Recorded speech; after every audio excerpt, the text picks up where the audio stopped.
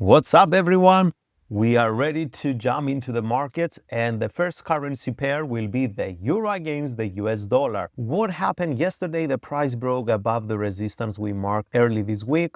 The market formed a confirmed double bottom reversal pattern. This is the neckline. It broke above it. If the price remains above these levels, we can see a further continuation to the upside. For day trading, of course, this swing high will be the first area of resistance, and the next swing high, it's going to be the second area of resistance. On the other hand, if the price fails to sustain above this support zone or demand and moves further down, it can go all the way down to this support. This is the Great British Pound versus the US dollar. The price reached the resistance we marked last week, formed a shooting star reversal, which has bearish implication. If a retracement occurred based on this upward move, the 50% Fibonacci number is this one here, and the 0.618, which is the golden ratio, it's down there. The significant part in both numbers is that here the 50 and the 61.8 are support areas because of the interaction between buyers, a doji candle, or this one here, long bullish candle followed by a pin bar that didn't push the price lower, and the buyers stepped in and pushed the price to the upside. These are the key levels of support you can watch for retracement. If the price breaks above this resistance, obviously the next resistance remain the same we marked last week. But on the flip side, if the price won't stay above this support, it will go all the way down to reach this current support down here.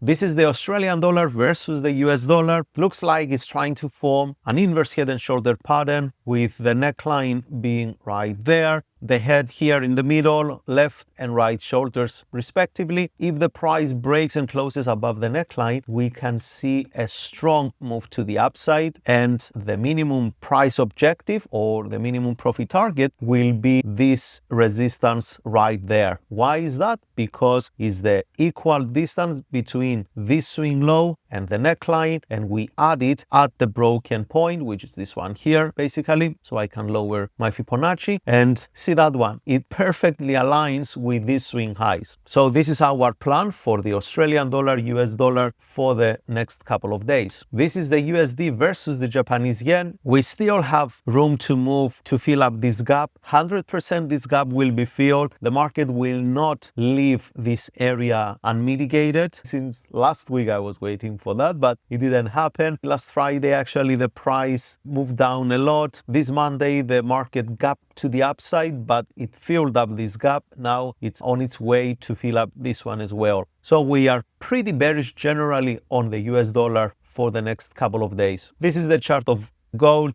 The market doesn't understand anything about retracements or reversals. Another all-time high at 4,242. The market is in a strong bullish momentum. If a retracement occurs, we will expect this level of support to be one significant, or this one down here. Both are strong levels. If I draw a Fibonacci extension from this swing, that swing low, we will find the next key level of resistance. It's going to be an all-time high, of course, and it's at 4,273.5. Let's dive into the cryptos, and we start with the Bitcoin. It's better to show you the bigger picture so you understand why this retracement is absolutely normal. On the weekly time frame, the price created a false breakout at all-time high, a bearish engulfing candle formed last week, and the market now moves based on the bearish engulfing implications. If the price keeps going lower, the first support area will be these weekly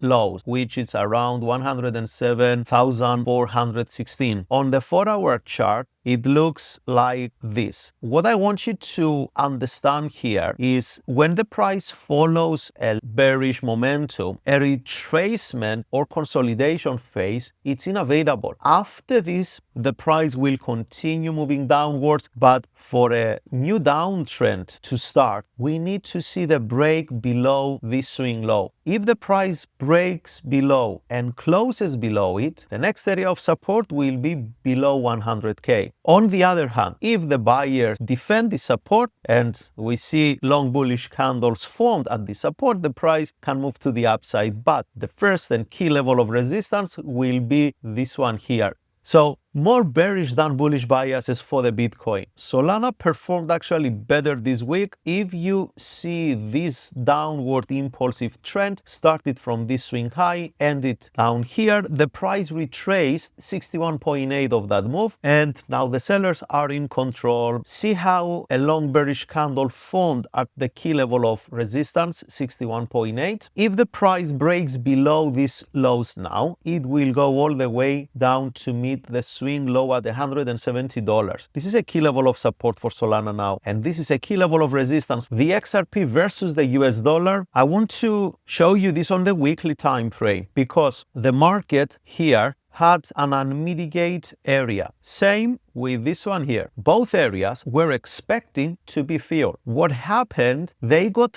filled in an unusual way, in a way we are not used to seeing the market. And this is why many people got surprised when they saw this long spike. For now, the market makes lower lows. If you see each candle's low, it's lower than the previous one. It has a bearish body, but rejected with a tail. It will be crucial this week to see how the price will close around these levels. On the 4-hour time frame, since the last Friday's sell-off, the market consolidates around $2.5. Pay attention how the price will either break to the downside or to the upside. Any break either below or above this rectangle will mark a key run in the market. And let's finish with NASDAQ. On the 4-hour chart, the price still trading based on this downtrend impulsive leg. It hovers around this key level of resistance. On Wednesday, a long bearish engulfing candlestick formed, and since then the price moves within the bearish engulfing's high and low, which has bearish implications. Only if a break above this high can set the price on a rally. On the other hand, a break below this low will set the price to move lower. This is the key level of support, this is the key level of resistance, and we will keep looking at the charts to see whether we're going to see a break to the upside or to the downside.